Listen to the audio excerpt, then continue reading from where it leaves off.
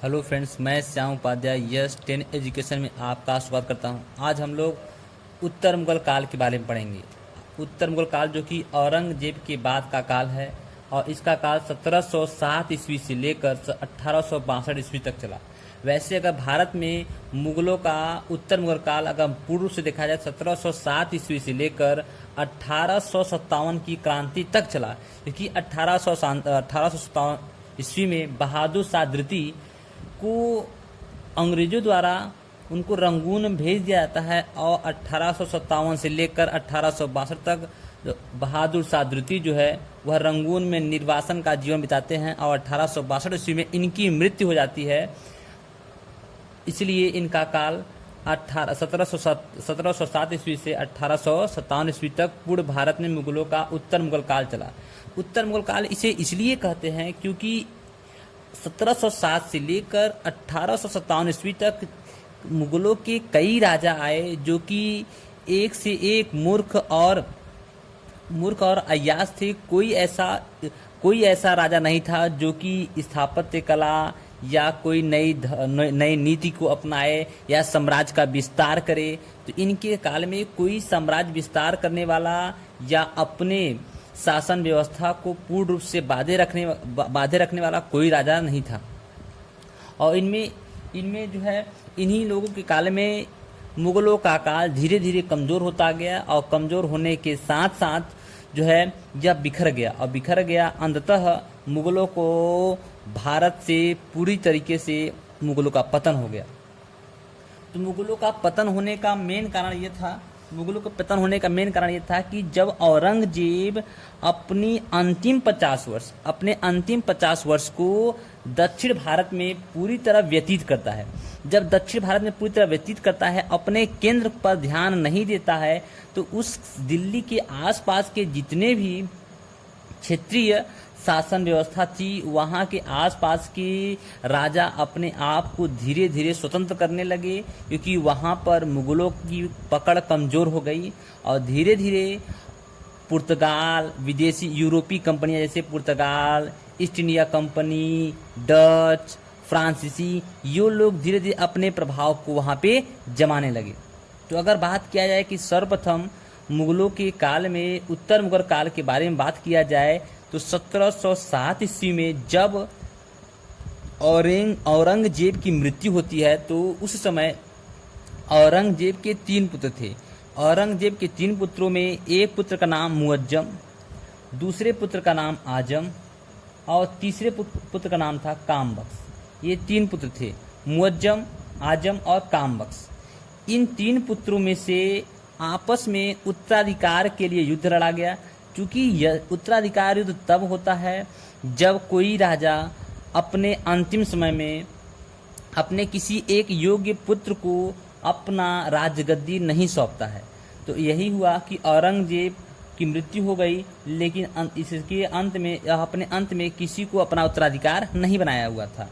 तो अपना उत्तराधिकार न बनाने के कारण मुअज्जम, जो कि इन तीनों में से चालाक था और काफ़ी इसका एज हो चुका था, बल्कि इन दोनों भाइयों का एज कम था, तो यह कूटनीति का परिचय देते हुए सर्वप्रथम क्या करता है, अपने भाइयों में, चूँकि भाइयों के द्वारा किसी एक ही शासक में उनके भाइयों के द्वारा या उनके आपस में लड़े गए युद्ध को उत्तराधिकार का युद्ध कहा जाता है।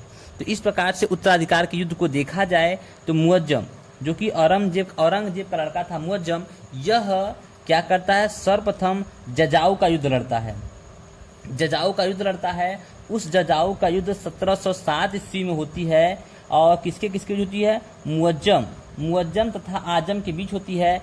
इस युद्ध में मुअज्जम क्या करता है, आजम की हत्या कर देता है। तो जजाऊ का युद्ध किसके बीच लड़ा गया, आजम और मुअज्जम के बीच, अर्थात मुअज्जम और आजम के बीच लड़ा गया। और इस युद्ध को जजाऊ का युद्ध कहा जाता है, यह 1707 ईस्वी में लड़ा गया। फिर इसके बाद उसके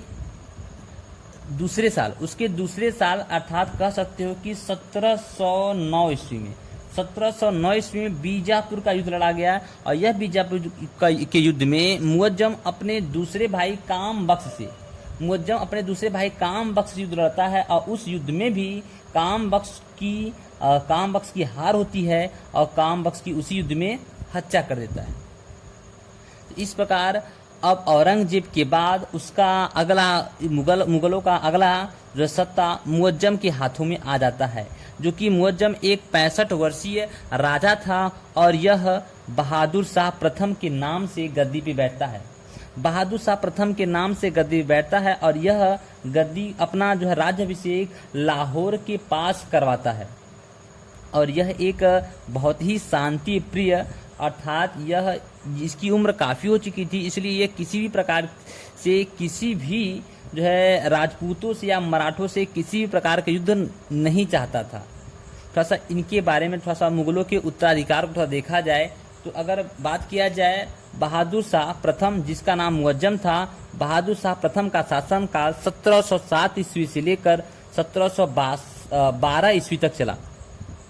इसको साहिब बेखबर के नाम से भी जाना जाता है।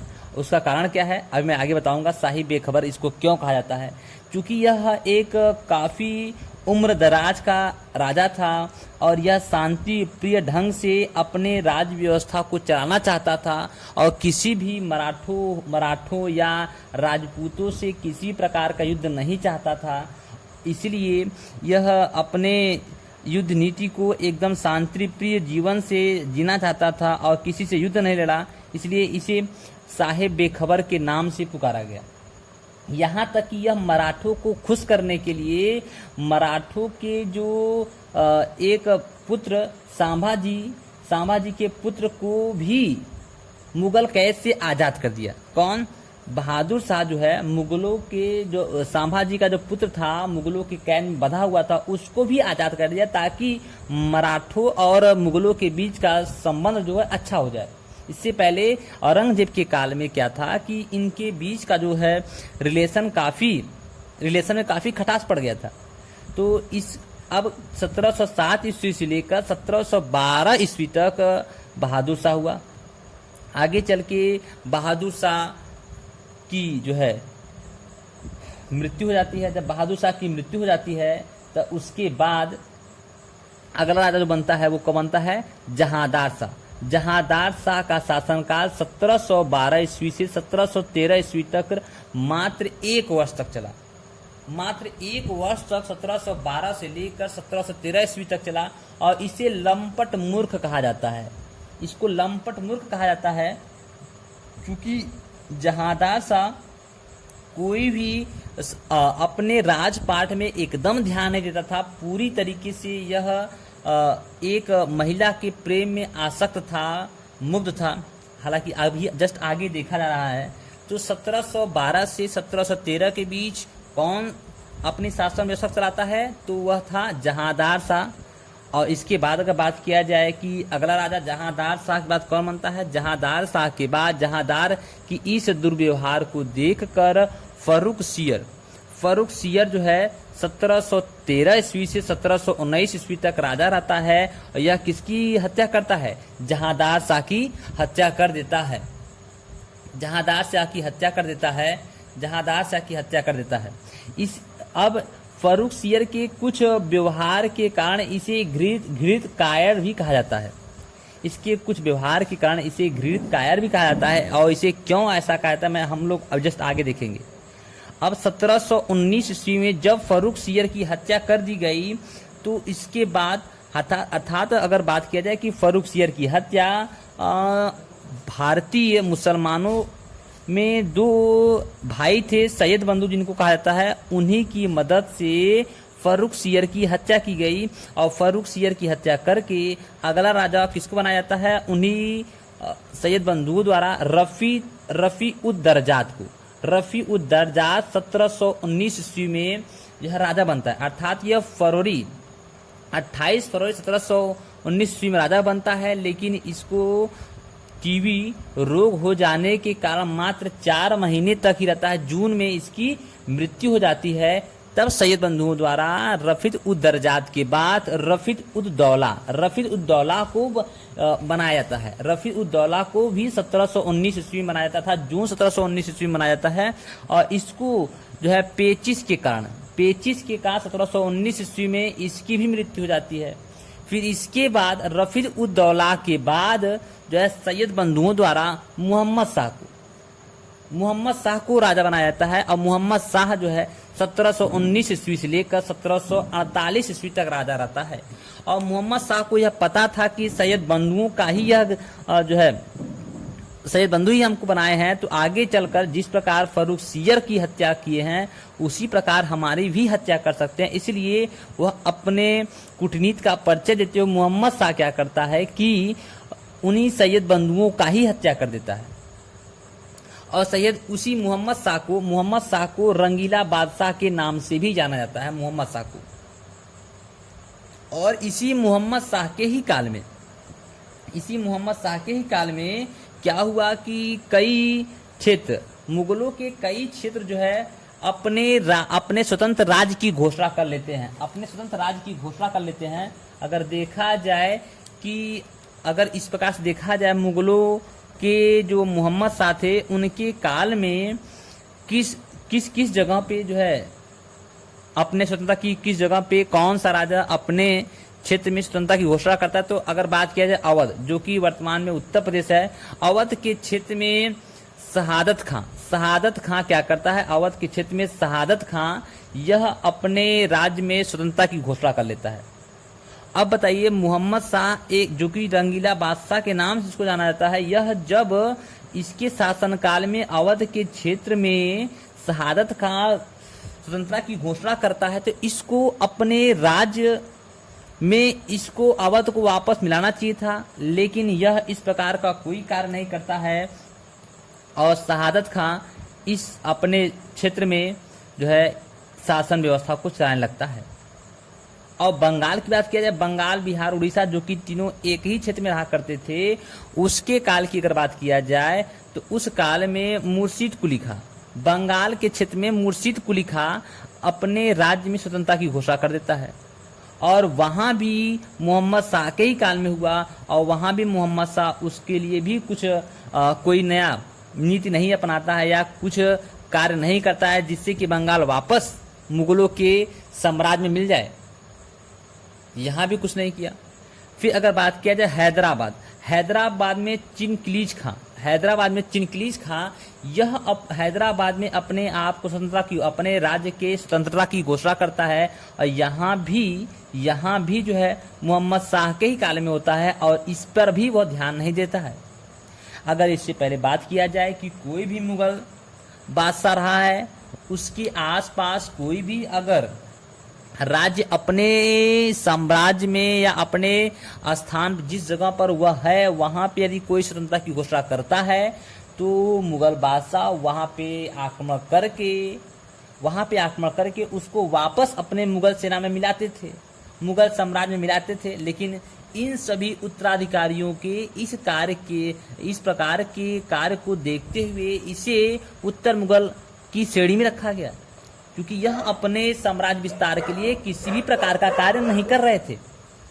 यह केवल और केवल अपने ही शानो शौकत में, अपने अय्याशी में, अपने जो है शराब में ही और अन्य महिलाओं के प्रेम में ही मुग्ध रहते थे। इससे पहले जितने भी मुगल राजा थे वे लोग कुछ न कुछ स्थापत्य कला में भाग लिए, या तो वह किसी मुगल शासक के काल को स्वर्ण काल कहा गया, किसी मुगल शासक के काल को चित्रकार का स्वर्ण काल कहा गया, किसी को स्थापत्य का स्वर्ण काल कहा गया। इस प्रकार से कई जितने मुगल राजा हुए वह किसी न किसी प्रकार का कार्य किए, अच्छा कार्य किए, लेकिन ये लोग केवल और केवल अय्याशी के सिवाय कुछ भी नहीं किए। इसलिए इनको जो है उत्तर मुगल की श्रेणी में रखा गया। और मात्र 1707 ईस्वी से लेकर 1707 ईस्वी से लेकर 1857 ईस्वी की बात किया जाए, 150 वर्षों में इनके इस व्यवहार के कारण कई राजा आ गए। जबकि 1526 ईस्वी में जब बाबर दिल्ली पर अधिकार करता है, तो 1526 से लेकर 1707 ईस्वी तक केवल 4-5 ही मुगल राजा रहे, और 1707 से 1857 ईस्वी तक कई मुगल राजा दिल्ली और आगरा के क्षेत्र में गद्दी पे बैठते हैं। इनके इसी व्यवहार के कारण। तो अगर बात किया 1719 से 1748 ईस्वी तक कौन राजा रहता है? मोहम्मद शाह। तो बहादुर शाह प्रथम 1707 से 1712 तक, जिसको साहेब खबर, और इसके बाद जहांदर शाह जिसको लंपट मूर्ख कहा गया 1712 से 1713 ईस्वी तक। जहांदार शाह के बाद आता है फर्रुख सियर 1713 से 1719 ईस्वी तक, जिसको घृणित कार्य कहा गया है। फिर फर्रुख सियर के बाद रफीद उद दरजात, फिर रफीद उद दौला 1719 ईस्वी में ही। फिर 1719 ईस्वी में अगला आता है मोहम्मद शाह। मोहम्मद शाह 1719 से लेकर 1748 तक राजा बना रहा, जिसको रंगीला बादशाह कहा जाता है। अब इसके बाद मोहम्मद शाह की मृत्यु के बाद अगला जो मुगल राजा बनता है वो अहमद शाह। अहमद शाह 1748 ईस्वी से लेकर 1754 ईस्वी तक रहा। 1748 से लेकर 1754 ईस्वी तक शासन व्यवस्था को करता है। हालांकि इसको रंगीला बादशाह नहीं कहा गया है, ये इसको यहाँ ब्रेक कर दिया जाए। तो अहमद शाह जो था वह अहमद शाह 1748 से लेकर 1754 ईस्वी तक राजा रहता है। चलिए अब इनके कुछ किस प्रकार से ये राजा बनते हैं, इनके बीच थोड़ा बहुत जो कार्य हुआ वो कैसा कार्य रहा, हम लोग एक एक जो है राजा को देखते हुए और उनके थोड़े से परिचय को देखते हुए आगे बढ़ेंगे। चलिए देखा जाए। अगर बात किया सबसे पहले अगर हम बात करें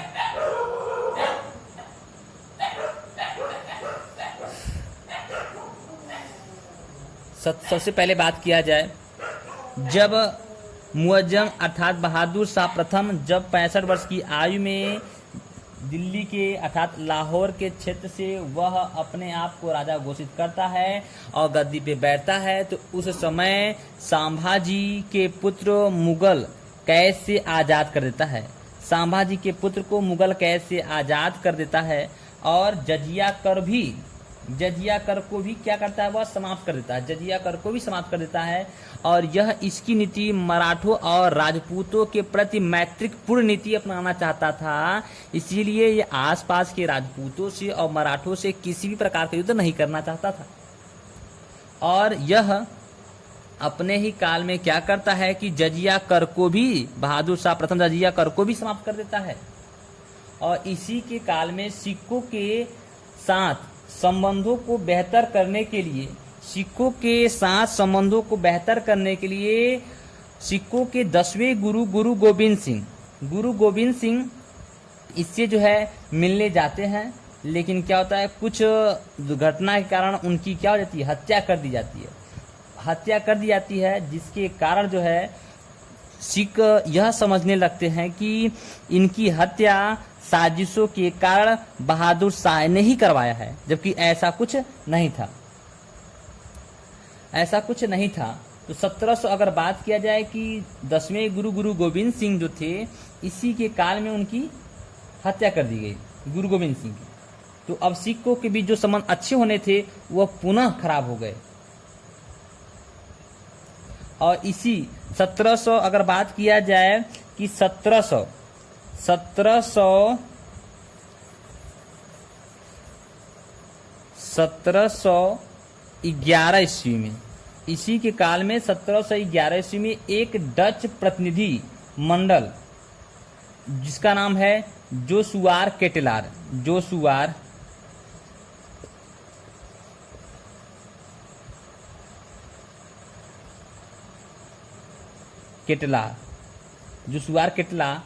यह जो है मुगल दरबार में आता है।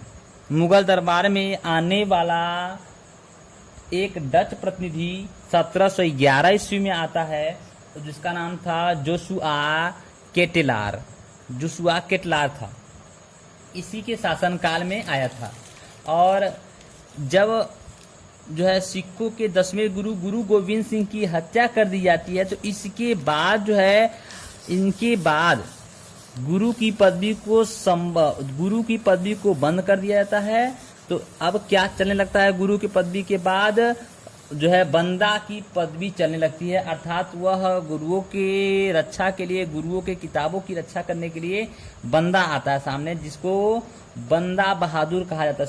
सिख नेता उभर के सामने आता है जिसको बंदा बहादुर कहा जाता है।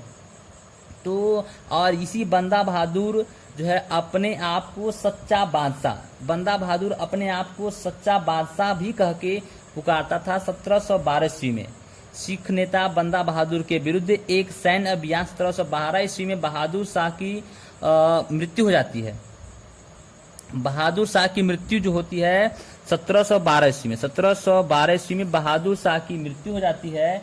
जो कि अब क्या होता है कि इसी 1712 ईस्वी में एक इतिहासकार था खफी खां,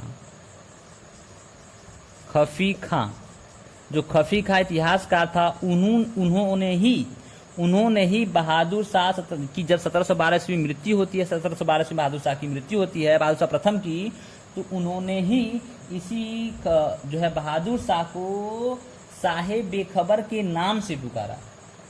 इनकी राजकीय कार्यों में इतना अधिक लापरवाही के कारण बहादुर शाह के लापरवाही के कारण इनको साहेब बेखबर कौन कहा है? खफी खां ने ही साहेब बेखबर कहा इनकी लापरवाही के कारण। अब जब उनकी मृत्यु होती है तो उसके बाद जस्ट अगला राजा बनता है 1712 से लेकर 1713 ईस्वी तक मात्र 1 वर्षों के लिए जहांदार शाह, जो कि इनका लड़का था। अब जहांदार कैसे बनता है? जहांदार शाह अपने अन्य 3 भाइयों, क्योंकि बहादुर शाह प्रथम के 4 पुत्र थे, 4 पुत्रों में से एक जो पुत्र था जहांदार शाह, यह अयोग्य था। इसकी अयोग्यता को देखते हुए एक वजीर था जुल्फिकार खां क्या करता है? जहांदार शाह की मदद करता है। जहांदार शाह की मदद करता है कौन? जुल्फिकार खां। और एक बहुत ही चालाक और इसके पास भी सैन्य व्यवस्था थी, और अपने सैन्य व्यवस्था की मदद से जहांदार शाह जो कि अयोग्य था, इसको गद्दी पर बैठाने में मदद करता है। क्योंकि यह जानता था कि अगर इसको गद्दी पर बैठाया जाएगा तो शासन व्यवस्था को कहीं न कहीं हम जो है शासन व्यवस्था को अच्छे से चला पाएंगे। इसलिए जहांदार शाह जुल्फिकार खां की मदद से अपने अन्य 3 भाइयों की हत्या कर देता है। तो अन्य 3 भाइयों में अगर बात किया जाए कौन कौन है, तो एक है अजीम उस शान, और दूसरा है रफी उस शान, तीसरा है जहान शान। इन 3 भाई अजीम उस शान, रफी उस शान और जहान शान, इन तीनों भाइयों की हत्या कौन करता है? जहांदार शाह करता है। किसकी मदद से? जुल्फिकार खां, क्योंकि यह चाहता था कि आगे चलकर इसको गद्दी पे बैठा के और राज्य व्यवस्था को हम संभालें, इसकी अयोग्यता के कारण। ऐसा आगे होता भी है। अब जहांदार शाह क्या करता है? इसके इस व्यवहार से खुश होकर जुल्फिकार खां को अपना वजीर नियुक्त करता है। और साथ ही साथ अब यह देखा गया कि क्या हुआ, यह एक महिला, एक वैश्या जिसका नाम लाल कुंवरी वैश्या थी, इसके प्रेम में एकदम आसक्त था। यह दिन भर जहांदार शाह दिन भर शराब पीना और अय्याशी करना, नृत्यकों के साथ अपना समय बिताना, लाल कुंवरी वैश्या के साथ अपना समय बिताना, राजपाट में एकदम ध्यान न देना। और राजपाट को अब चलाने किसके हाथ में, कौन चलाने लगा? जुल्फिकार खां चलाने लगा, जो कि वजीर था। अब इस कार्य को देखकर आगे चलकर सैयद बंधुओं द्वारा फर्रुख सियर को गद्दी पे बैठाया जाता है। फर्रुख सियर कौन था? तो अगर बात की जाए फर्रुख सियर की, तो फर्रुख सियर जो था एक शक्तिशाली अमीर था, जो कि उसी का लड़का फर्रुख सियर था। शक्तिशाली अमीर उसी का लड़का फर्रुख सियर था। और फर्रुख सियर क्या करता है? फर्रुख सियर को गद्दी पे बैठाने का काम कौन करते हैं? सैयद बंधुओं द्वारा जहांदार शाह की हत्या करवा के फर्रुख सियर को क्या किया जाता है? गद्दी पे बैठाया जाता है। क्योंकि वो लोग भी जानते थे कि अगर जहांदार शाह की हत्या करवा के जो यह एक अयोग्य, जो कि एक डरपोक राजा फर्रुखसियर है, इसको गद्दी में बैठाया जाएगा तो साम्राज्य, जो राज व्यवस्था है, उसको हम लोग आसानी से चला पाएंगे। सैयद बंधु की ये प्लानिंग थी। तो फर्रुखसियर की हत्या करवाया जाता है। अगर इससे पहले बात किया जाए कि जहांदार शाह क्या किया था, जहांदार शाह एक मारवाड़ के राजा थे अजीत सिंह, मारवाड़ के जो राजा थे जय सिंह को मिर्जा की उपाधि दिया और उसे मालवा का सूबेदार बनाया था। जहांदार शाह क्या किया था, जहांदार शाह जो है अपने सहयोग के लिए कि आगे चलकर जो है जुल्फिकार खान मेरे साथ कुछ षड्यंत्र न कर सके, तो अपना फ्रेंड बनाने के लिए, अपना दोस्त बनाने के लिए कि मेरा दोस्त मेरे बुरे समय में काम देंगे, तो क्या करता है, यह दो जगह के, एक जो थे जयसिंह, आमेर का राजा जयसिंह को मिर्जा की उपाधि दिया और मालवा की सूबेदारी उसको सौंप दिया। मिर्जा की उपाधि देने के साथ साथ मालवा की सूबेदारी दे दिया और साथ ही साथ मारवाड़ के राजा अजीत सिंह को गुजरात की सूबेदारी दे दिया। मारवाड़ के, सुनिएगा, मारवाड़ के राजा अजीत सिंह को गुजरात की सूबेदारी दिया, जबकि आमेर के राजा जय सिंह को मिर्जा की उपाधि दिया और मालवा की सूबेदारी दिया। मालवा की सूबेदारी दिया इसलिए दिया था ताकि आगे चलकर कोई भी अगर मेरे ऊपर षड्यंत्र करे तो ये लोग मेरा सहयोग करें। और इसकी जो है फिर भी इसकी यह चालाकी काम नहीं आती है। फर्रुखसियर अर्थात सैयद बंधु में दो भाई थे, उन्हीं दोनों भाइयों द्वारा फर्रुखसियर की मदद करके फर्रुखसियर से जहांदार शाह की हत्या करवाया जाता है। अब हम लोग जस्ट अगले वीडियो में फर्रुखसियर कैसे उसकी हत्या करता जहांदार शाह की सैयद बंधुओं के द्वारा, वो सैयद बंधु कौन थे, उन सबको जस्ट नेक्स्ट वीडियो में हम लोग पढ़ेंगे। जस्ट